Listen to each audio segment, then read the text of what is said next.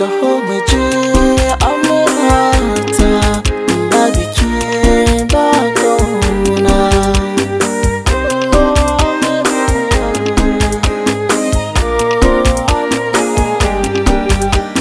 Ina da misali na haɗa da dalili, sannan da su'ali akan ki zanya kulle amara. Ke ce ta farin farko da kin kaso ni sai na yi karko, da rarrafe na ɗanɗana tarko, a sanni na toye kuwa ni ka garko, da kin kira ni sai na leko, ko a ina nake amara zan sako.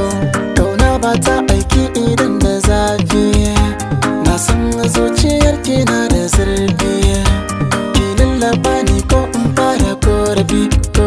Bambancin ciwo da lafiya ki tallafi.